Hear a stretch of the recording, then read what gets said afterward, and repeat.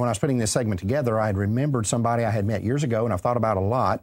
A man named David Lackey. I think both of you guys know him as well. And he's on the sidewalks in front of the abortion clinics in Birmingham, Alabama, and he's had a lot of experience with talking to these workers and getting them to come out, and he creates relationships with these people. And he's joining us by phone today from Birmingham. Hello, David. Hey. How are you doing, sir? Doing great. David, tell us, did I characterize what you do correctly, or tell us exactly what it is you do at the abortion clinics? Well, I mean, I've been at the clinics for 19 years on a weekly basis, but about 8 years ago, I started really focusing on the employees as well as the escorts that were going in the clinic and trying to talk with them, and not, instead of seeing them as an adversarial role, trying to share the gospel, find out why they're there, not just assume that they're pro-abortion, as you said earlier, and just find out why they work there and get and establish some type of relationship with them. Have you found that what I said was true, that many of them are not slobbering pro-aborts as our perception of them would be? Oh, I would say 90, and I've personally led 27 of them to the Lord in the last 5 years, but that's not counting the numerous ones that have quit, working there. But I mean, 95% are there. They needed a job. They saw an ad somewhere, and they took the job. They really hadn't even thought about why they're doing or what they're doing. They just needed to work. Then you've got the very small percentage, and the ones that are very hostile and everyone that I've ever talked to have had an abortion, and they're still trying to justify and prove to what they did that wasn't wrong. Right. And so they're very antagonistic. I have found exactly the same thing, that when you come up against these people who just go ballistic, when you start talking to them about they've had abortions. It's a post-abortive experience. Yeah. Male or female. It can be a man who's paid for one or forced some woman to have one, but when they go ballistic over this issue, they've had an abortion experience. I was telling Troy that before my experience, I was nothing either way. It didn't faze me, didn't think about it, but once I did it, then I had to justify it. Right. Yep. And it's because, Cherie, and I've talked about this before. Had I known you back between the time that you had your abortion and the time that you knew what you had done and changed your position on abortion, became pro-life, had I known you during that time and I had come up and said to you, abortion is murder, that's not what you would have heard. You would have heard, I'm a murderer. Mm-hmm. That's what you would have heard. You would have heard, this guy's calling me a murderer. Yeah, and you're crazy, and who are you to tell me I can't? Right. And so you're going to go ballistic in that kind of situation. If somebody comes up and says to you, you're a cold-blooded murderer, you murdered your own child, you're going to go ballistic over it. And there's really no way to deliver the pro-life message to you without you hearing that. That's right. Because it's an old thing we always grappled with in marketing. It doesn't matter what you say to a customer or to somebody you're trying to influence. Right. It's what they hear you say. Right. And sometimes those are not necessarily the same thing. Right. Do you encounter that on the streets there in Birmingham, David? Oh, certainly. I mean, and you got to, we try to make the assumption that they're really doing what they think is best for their daughter or their boyfriend. I mean, you got some of these guys that are just selfish and I just don't want to have a child. But the majority of them really think they're doing what's best for their daughter. And so if we don't deal with that instead of, and try to find out why. I mean, why do you think this is a good decision? What kind of consequences is it going to have? Right.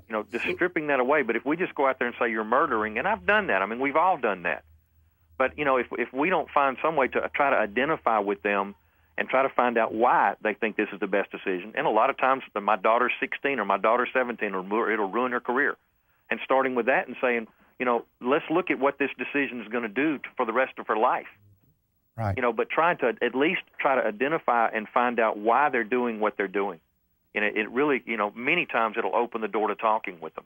So, David, what I'm hearing you say, and I think this is your position, Mark, is that we need to develop relationships with people. We can't just treat the abortion cartel as one big mass of inhumanity, but individually, they're people that work in there, and they have lives, and people go in, and they have issues, and we need to deal with them one-on-one and tackle these issues one-on-one, just like Jesus did. Exactly. And what I think is, I think this is one of the ironies that people who are pro-life but don't work in this every day maybe don't get an opportunity to see this. But there are purely evil people that we oppose. As we all know, we've seen that. There are people who are just evil thoroughly. Mm-hmm.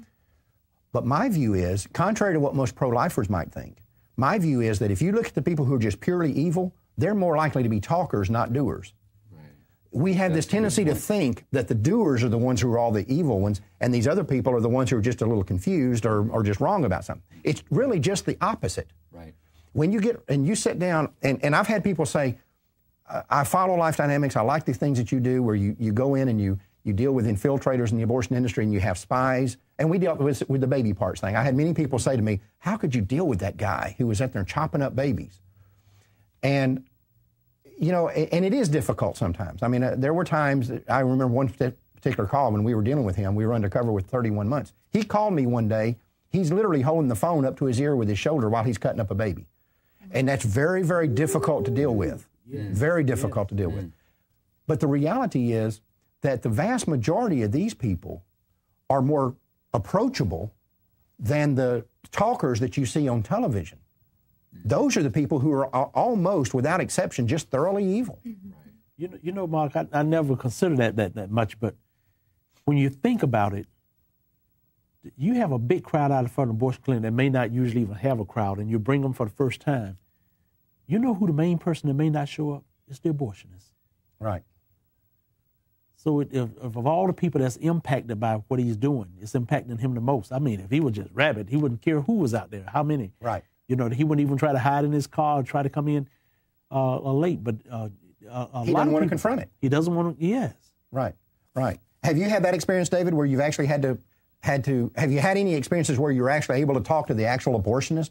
I've talked with so many of them. In fact, that's one of the things that I've tried to do, and sometimes it takes a while to get them to talk to me, because I have learned, and I guess I've talked personally to 20 of them, and, you know, that I have sat down and talked with them, had lunch, and without fail, every single one of them has some kind of a standard. They all have something. I've heard them say, I won't kill after 18 weeks, or I won't do it after 16, or after 24. They have some kind of a standard that they will not break, whatever that standard is. You know, and then I try to find out what that standard is and try to find out why. Why would it be wrong to do it, you know, an hour after that or a day after that? Right. Because they have some kind of a standard that they will not break. And I've seen that throughout. We've got one abortionist in the whole state of Alabama that's board certified. He's the only one in Alabama. I mean, he advertises that he does abortions. He doesn't hide. He's got his home address, listed. I was curious. I'd never seen that before. So I went and contacted him to see if I could talk with the guy. And sure enough, he honestly believes that what he is doing is helping women out. And so he wants to give the cleanest. He wants to have his clinic clean. He wants to be board certified. He wants to have everything inspected. I was shocked. I said, I've never seen an abortionist with this position. Could you tell me why? And so he sat down and talked with me. You know, when we do the national event in Birmingham, we're going to go to his clinic because it's in Tuscaloosa where the University of Alabama is. But, you know, finding out why they do what they do and then, you know, building from that point and having a conversation. And I've never had one, including DeHenry, who lost his license and is in prison now in Mississippi. Even him eventually started talking with me. I think I've had pro-lifers that do kind of what you do, David, tell me they seek us out. They want to talk. Yeah. They want to talk. They want you to understand what motivates them, and they want to understand what motivates you. Well, they want to convince me that what they're doing is right. And I have seen that so many times. They want to believe that what they're doing is right and it's good. And so they want to convince me that it's right and good. And so I let them talk. And I let them give me their reasons. Maybe they want to be justified. Well, I won't do it at 20 weeks, but I'll do it at 18 weeks, so I'm not such a bad guy. Right. And so that's one, and I'll work on that and try to say, well, you know, if you think this is wrong, you know, and then try to bring them back to say, well, you know, bring them back to killing any child is wrong. Right.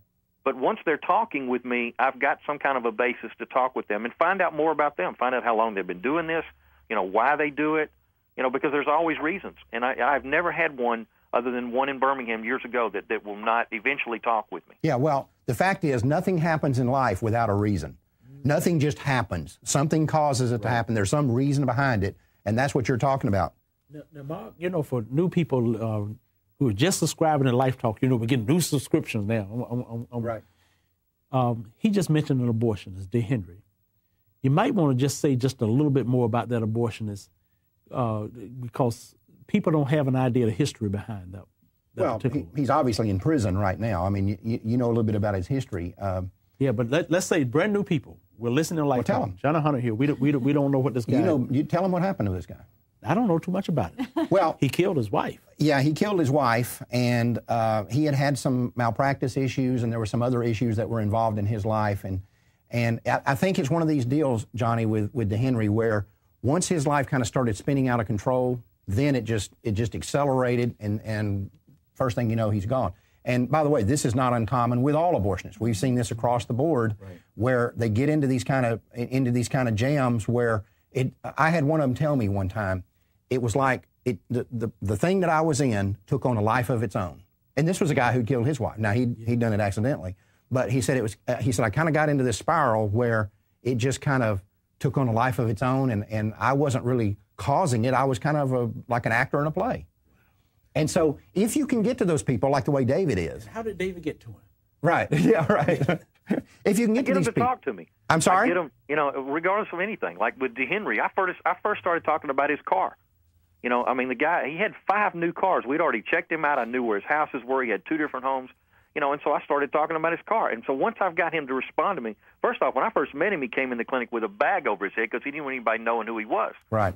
And so I had to hide in the parking deck, when he wasn't coming out, to get a picture of him to find out who he was.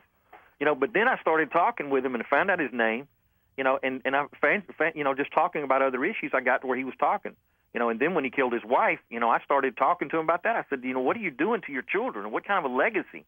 Do you realize the response? And I would just share those kind of things to get him to think about what he's done with his wife. Right. Yeah. He started responding. He had a pretty checkered situation. I think he had to stand trial twice, if I remember correctly. Well, he did. Now they're going to try him again, not only for murder, but for rape. Right. He raped one of his patients. Right. Well, David, thanks a lot for joining us today, and you're doing a great work there. This is just another one of the avenues that the pro-lifers are using, and to go out here and go after the abortionists themselves and see what we can do to get these doers out of the doing business. Thanks, David. God bless you guys. Thank you, sir.